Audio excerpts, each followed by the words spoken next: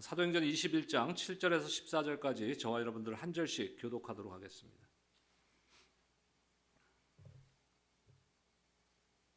7절 말씀 제가 읽겠습니다. 두로를 떠나 항해를 다 마치고 돌레마이에 이르러 형제들에게 안부를 묻고 그들과 함께 하루를 있다가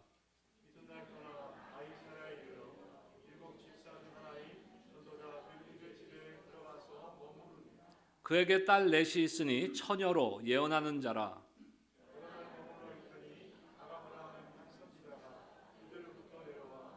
우리에게 와서 바울의 띠를 가져다가 자기 수족을 잡아매고 말하기를 성령이 말씀하시되 예루살렘에서 유대인들이 이같이 이 띠 임자를 결박하여 이방인의 손에 넘겨주리라 하거늘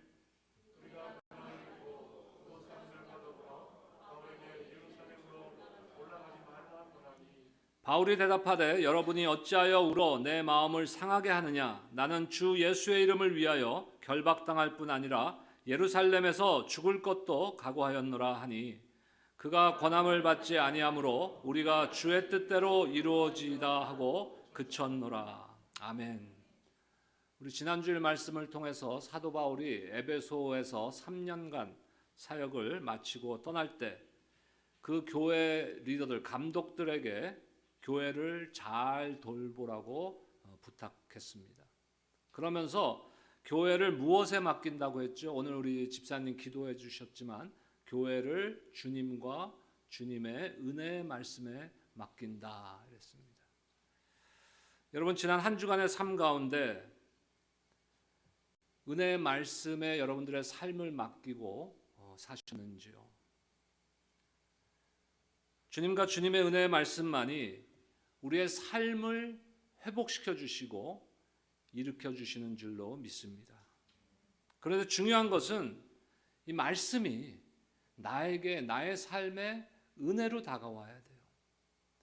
여러분 하나님의 말씀이 여러분들의 삶에 은혜로 다가와야 되는데 도대체 어떻게 하면 은혜로 다가오는가 하는 것이 우리의 신앙생활의 관건입니다. 대부분의 사람들은 자신의 생각과 자신의 기대와 자신의 바람 그런 것들을 하나님께서 들어주실 때 혹시 하나님의 말씀이 그것과 부합될 때 내 생각과 부합될 때 아멘 그러면서 이거 은혜도다 이렇게 생각합니다. 그렇지만 중요한 것은 항상 그렇지 않아요. 하나님의 말씀의 은혜라는 게 항상 나의 생각, 나의 기대와 부합될 수 없다는 것입니다. 오히려 하나님의 말씀을 받고 그 말씀 가운데 무엇이 하나님의 뜻이고 무엇이 하나님의 계획인지를 우리가 알아가는 것이 바로 말씀의 은혜인 것입니다. 중요한 것은 나의 기대나 바람이 아닙니다. 무엇이라고요? 말씀 안에 나타난 하나님의 뜻과 계획입니다. 사람들은 가끔 자신을 그 성경 속의 인물들에 이렇게 한번 대비해 봅니다. 여러분들 그런 적 없습니까? 여러분은 성경 속에 누구를 스스로 닮았다고 생각하십니까? 바울, 베드로, 빌립, 다윗, 혹시 가룟 유다는 없습니까? 제가 힘들고 어려울 때 특히 살다 보면 억울한 일 당할 때도 있잖아요. 억울한 일 당할 때 책장에서 오래된 책을 얇은 책인데 한 100여 페이지 되는 얇은 책인데 그것을 꺼내서 다시 읽어봅니다. 수십 번을 읽었어요. 그 책이 세왕 이야기라는 책입니다. 앞에 부분 1장에는 사울 왕과 다윗에 대한 이야기. 우리 다 잘 알잖아요. 요즘 성경 통독도 열왕기상 이제 시작했는데 그 전에 우리가 보면은 사무엘 상하에 보면은 사울과 다윗의 관계. 그 다음에 후반부는 다윗과 그 아들 압살롬의 이야기가 전개됩니다. 왜 제가 힘들고 어려울 때 또 억울한 일 당할 때 그 책을 즐겨서 다시 찾아보냐면은 내 자신을 그 책 속에 있는 그 역사 속에 있는 다윗에 한번 대비해 보는 거예요. 다윗도 얼마나 억울했어. 얼마나 힘든 일을 당했습니까? 사울에게. 또 심지어는 자기 아들 압살롬에게. 그러면서 위로를 받았습니다. 그러면서 저도 한 번도 내가 사울의 입장이나 내가 압살롬과 비슷한 사람인가 하는 생각을 해본 적이 없어요. 아마 여러분들도 그럴 거예요. 하지만 우리 안에 과연 다윗의 모습만 있습니까? 우리 안에 바울의 모습만 있습니까? 베드로의 모습만 있습니까? 아니요. 우리 안에는 사울의 모습이 있어요. 우리 안에는 압살롬의 모습도 있어요. 우리 안에는 가룟 유다와 같은 모습도 있다는 것이에요. 우리는 우리가 원하는 것만 보고 들으려고 하는 경향이 있기 때문에 나 자신을 똑바로 바라보지 못하는 그러한 모습일 수도 있는 것입니다. 그러다 보면요, 말씀 속에 사실적으로 하나님께서 우리에게 말씀하시는 그 핵심적인 그 원래 팩트, 사실적인 그 해석보다는 내가 원하는 방향, 내가 기대하는 방향, 내가 지금 소망하는 방향으로 말씀을 해석하고 받아들이면서 아, 은혜다 이렇게 생각하는 경향이 있습니다. 하나님의 뜻을 구할 때도 마찬가지예요. 그러다 보니까 기도를 할 때 내 뜻대로 나의 기도 제목이 정해져 있어요. 결과도 정해져 있어요. 그래서 그 결과대로 응답해 주면 은혜인 것이고 결과대로 되지 않으면 은혜가 아닌 것이라고 착각하고 오해하면서 신앙생활을 하고 있습니다. 하나님이 내 소원에 맞춰주기를 기도합니다. 하지만 이것은 신앙도 아니요 믿음도 아닙니다. 올바른 신앙 자세는 뭐예요? 나의 생각을 하나님의 뜻에 맞춰가는 거예요. 나의 생각을 우리 주 예수 그리스도의 생각으로 바꿔가는 것입니다. 이것이 온전한 신앙인 것이. 말씀을 받았을 때, 말씀을 들었을 때, 말씀을 읽고 묵상했을 때 가장 중요한 것은 무엇이냐면요, 그 말씀 가운데 우리 주님께서 나를 향해서 무엇을 원하시는 것인가, 주님의 뜻과 계획은 무엇인가 하는 것을 찾아가는 것이 중요한 거예요. 같은 성경의 말씀을 받고도 서로 다른 해석을 하고 서로 다른 반응을 보일 수 있습니다. 분별력을 가져야 되는 것이. 각자 자기가 원하는 대로 자기 방식대로 해석하면은 어떻게 되겠습니까? 다 같은 말씀, 하나님에서 같은 계획과 같은 뜻을 우리에게 말씀하시고 계시는데 각자가 다른 해석을 하고 각자가 자기가 원하는 방향대로 이것이 하나님의 뜻이야, 이것이 하나님의 계획이야 하고 주장할 수 있게 되는 혼란에 빠지게 되는 거예요. 교회 안에서 수없이 일어나는 일 아닙니까? 교회 안에서 싸우면서 사람들이, 우리 교회 얘기 아닙니다. 저희 교회는 절대로 싸우지 않죠. 한번 앞뒤 한번 쳐다보세요. 싸우게 생겼나? 싸움의 대상이 안 돼. 왜냐면 싸우면은 이게 막 쌈꾼들 있잖아요. 쌈딱이라 그래요. 쌈딱. 거칠고 그래야 되는데 우리 교우들은, 우리 성도님들은요, 한 분도 그런 분들이 없어. 할렐루야. 네, 감사합니다. 그래서 우리가 중요한 것은요, 하나님께서 말씀하시고 보여주실 때 그 안에 담겨져 있는 하나님의 뜻과 계획이 무엇인가 하는 것을 분명하게 찾아가야 돼요. 그래도 그것이 100% 항상 맞을 수는 없죠. 틀릴 수도 있습니다. 오늘 말씀에도 그런 일들이 일어나고 있는 거예요.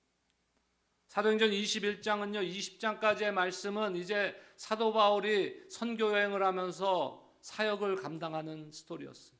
이제 21장부터는 이게 조금 전개가 바뀌어서 예루살렘으로 돌아갑니다. 사도 바울이 이제 예루살렘으로 돌아가요. 바울 일행은 에베소 장로들과 작별하고 배를 타고 두로라는 곳에 상륙했습니다. 그리고 바울 일행은 다시 가이사랴라는 데 이르렀습니다. 그 오늘 말씀, 본문 말씀이거든요. 거기서 어디서 머무냐면요, 7 집사 아시죠? 그 예루살렘 교회에서 구제에 대한, 과부들에 대한 구제에 대해서 문제가 생겼을 때 교회가 이제 구제와 이런 행정적인 것과 재정에 대한 것은 목회자들이 아니라 집사들을 세워서 이들이 관리해야 되겠다 해서 7 집사를 세우지 않습니까? 그분 중에 한 분이죠, 빌립이.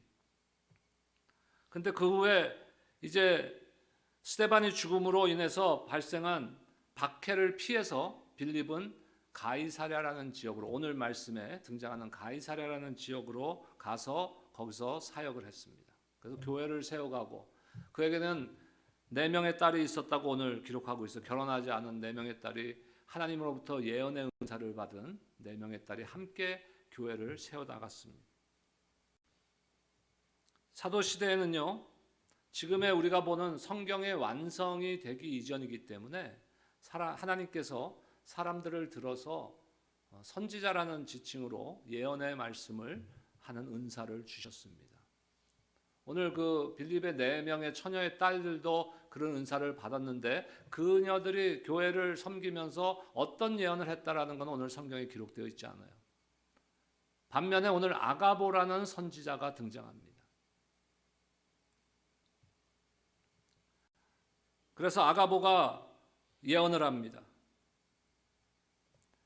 무엇을 예언합니까? 아가보는 바울의 띠를 가져다가 어떻게 해요? 자기 손과 발을 잡아매고 보여주는 거예요. 성령께서 인도해 주셨는데 사도 바울이 예루살렘에 가면 이렇게 핍박받고 결국 잡힐 것이다 하는 것을 예언했어요. 근데 사도 바울은 이미 이것을 알고 있었습니다. 사도행전 20장 22절과 23절 말씀 보겠습니다. 사도행전 20장 22절 23절 함께 읽겠습니다. 시작. 보라, 이제 나는 성령에 매여 예루살렘으로 가는데 거기서 무슨 일을 당할는지 알지 못하노라. 오직 성령이 각 성에서 내게 증언하여 결박과 환난이 나를 기다린다 하시나. 성령이 각 성에서 내게 증언해서 결박과 환난이 있을 것이라는 것을, 예루살렘에서 있을 것이라는 것을 사도 바울은 이미 알고 있었습니다. 근데 제자들도 바울이 예루살렘에 가면 핍박받을 것을 예상하고 있었어요.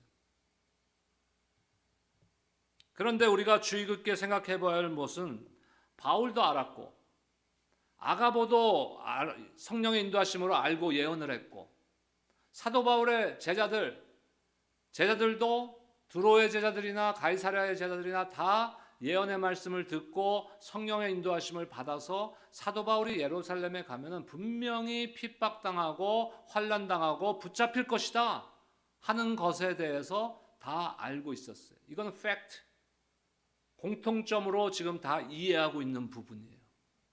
근데 아까 서론에서 말씀드렸지만 그 예언의 말씀을 가지고 또 성령의 인도하심을 가지고 각각 다르게 해석하고 하나님이 원하시는 것인지 무엇인지를 다르게 해석하고 다르게 반응합니다. 그것이 우리가 주의 깊게 봐야 될 것이에요. 두로의 제자들 볼까요? 4절 말씀 보겠습니다. 21장 4절 함께 읽겠습니다. 시작. 제자들을 찾아 거기서 이레를 머물더니 그 제자들이 성령의 감동으로 바울더러 예루살렘에 들어가지 말라 하더라. 성령의 감동을 받아서 당신 예루살렘에 가면 붙잡힐 거니까 가지 마세요 했어요. 두로에, 지금 가이사랴에 오기 전에 두로에 있던 제자들을. 근데 가이사랴에서는 지금 아가보라는 선지자가 예언을 합니다. 10절과 11절 말씀 보겠습니다. 사도행전 21장 10절과 11절 함께 읽겠습니다. 시작. 여러 날 머물러 있더니 아가보라 하는 선지자가 유대로부터 내려와 우리에게 와서 바울의 띠를 가져다가 자기 수족을 잡아매고 말하기를, 성령이 말씀하시되 예루살렘에서 유대인들이 이같이 이 띠 임자를 결박하여 이방인의 손에 넘겨주리라 하거늘. 하나님의 뜻, 성령의 뜻을 듣거나 보고 자신의 뜻과 자신들의 기대나 소원이 개입되는 것이 문제인 것이에요. 바울이 예루살렘에 가면 핍박받을 것을 알기 때문에 제자들의 생각에는 뭐예요? 안 가는 것이 좋겠다. 저와 여러분들도 흔히 그렇게 해석하지 않겠습니까? 안 가는 것이 좋겠다. 그렇게 생각하고 그렇게 반응합니다. 그래서 가지 말라고 만류해요. 지금 아가보가 예언했을 때도 동일한 지금 예언을 하지 않습니까? 그때도 가이사랴에 있는 제자들 어떻게 반응해요? 12절 말씀 함께 읽겠습니다. 12절입니다. 시작. 우리가 그 말을 듣고 그곳 사람들과 더불어 바울에게 예루살렘으로 올라가지 말라 권하니, 인간적인 관점으로 볼 때는요, 이해가 되는 부분 아닙니까? 내가 사랑하는, 내가 존경하는, 내가 아끼는 바울이 지금 예루살렘으로 가겠다는데, 가면 잡힌다는데 말려야 되는 것이 인간적인 관점이에요. 그건 이해가 되지 않습니까? 하지만 이들에게 무엇이 문제예요? 무슨 문제입니까? 예루살렘에 가면 겪을 일들을 생각해서 피해야 한다고 판단했는데, 그것이 과연 하나님의 뜻인지를 컨펌을 안 한 거예요.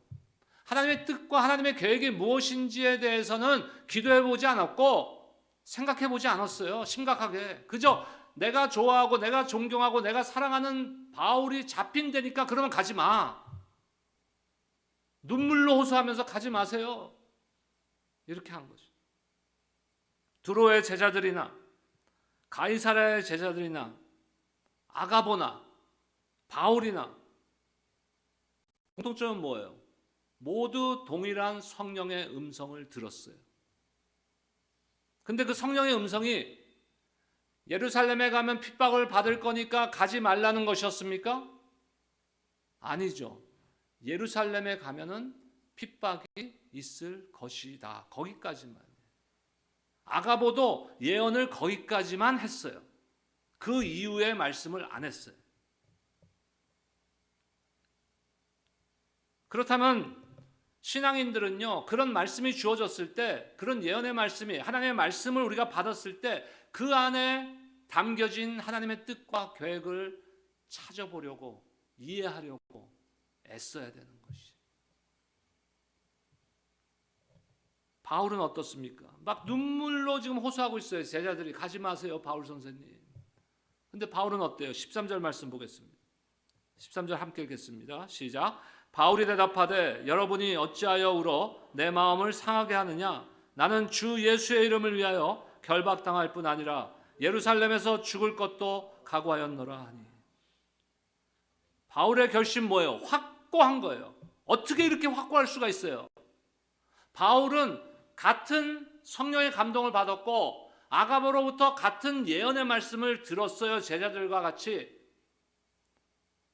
하지만 바울은 잡히는 것에 자신의 관점을, 초점을 두지 않아요. 무엇에 관점을 두고 있습니까? 하나님의 뜻과 계획. 사도행전 1장 8절에 뭐라고 하나님께서 말씀하셔서 성령과 권능이 너에게 임하면은 예루살렘과 온 유대와 사마리아 땅끝까지 이르러 내 증인이 되리라. 지금 바울이 갖고 있는 사명은 뭡니까? 땅끝까지 이르러 그리스도의 증인이 되는 것이에요. 그것이 하나님께서 예루살렘으로 보내는 목적입니다. 무엇이 하나님의 뜻이에요? 예루살렘에 바울이 가서 거기서 잡혀야 되는데 잡히는 것도 그냥 잡히면 안 돼요. 그냥 좀도둑 같은 걸로 잡히면 안 돼요. 무엇으로 잡혀야 돼요? 지금 바울은 하나님의 계획대로 가면은 잡혀서 어디로 가야 돼요? 로마로 가서, 로마에 가서 감옥에 가야 되는데 어디에 갇혀야 돼요? 시위대의 뜰, 가이사 황제의 뜰에 있는 감옥에 갇혀야 되는, 그것이 하나님의 뜻이에요. 그냥 잡범으로 잡혀서 어중간한 감옥소에 갇히는 게 아니에요. 그러려면은 무슨 죄목으로 잡혀야 되냐면은 정치범으로 잡혀야 되는 거예요. 정치범으로. 그것이 하나님의 디테일이에요. 디테일. 그래야만 그리스도의 복음이 로마에 전파되고 땅 끝까지 전달되는 거죠. 그것이 하나님의 뜻과 계획입니다. 그 하나님의 뜻을 사도 바울은 알기 때문에 지금 예루살렘으로 가는 것을 내가 죽더라도 주저하지 않고 갈 수 있는 것이에요. 왜? 그 길은 누가 함께 하십니까? 우리 주님이 함께 하시기 때문에.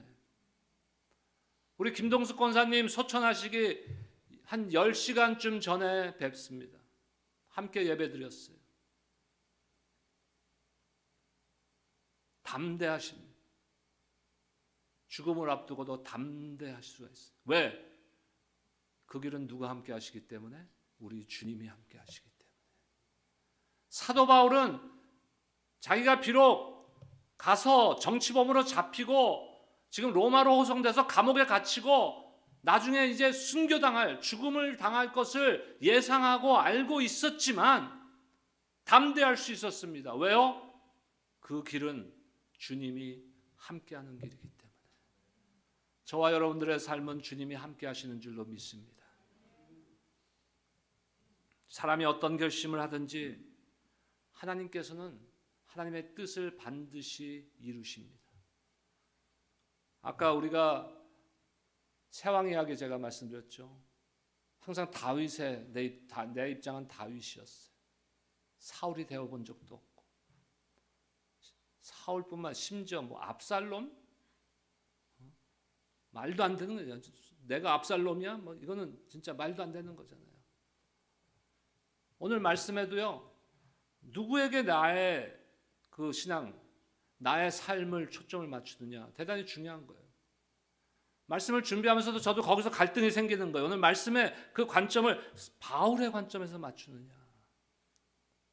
근데 오늘 말씀을 바울의 관점에 맞추지 않았어요. 저는 하나님의 뜻을 제대로 파악하지 못한, 같은 예언의 말씀을 들었지만, 같은 성령의 감동을 받았지만 하나님의 뜻과 계획을 제대로 알아차리지 못했던 제자들의 관점에서 우리 상황을 봐야 돼요.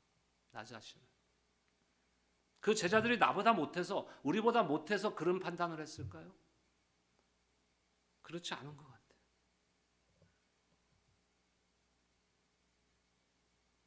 우리에게 필요한 자세는요, 무엇이에요? 제자들 같이 우리 실수할 수 있어요. 하나님의 뜻을 잘못 파악할 수 있습니다. 잘못 이해할 수 있습니다. 그것이 우리의 모습 아닙니까? 우리의 연약한 모습이에요. 우리가 어떻게 하나님의 뜻을 다 할 수 있겠어요? 하지만 실수했더라도 그 다음 자세가 필요한 거예요. 오늘 설교 제목이 뭡니까? 주의 뜻대로 이루어지이다. 14절 말씀 마지막 절을 함께 읽겠습니다. 시작. 그가 권함을 받지 아니하므로 우리가 주의 뜻대로 이루어지이다 하고 그쳤노라. 자, 사도 바울이 성령의 인도하심을, 하나님의 뜻을 잘못해서, 아니면은 성령이 이렇게 예루살렘에 가면 잡히는데 가지 마, 너 가면 안 돼 했는데 그걸 거역한 겁니까? 아니요. 하나님께서는 거기에 가면 이런 일이 일어날 것이라는 것까지만 보여주셨어요. 성령을 거역할 수가 없는 거죠, 사도 바울이.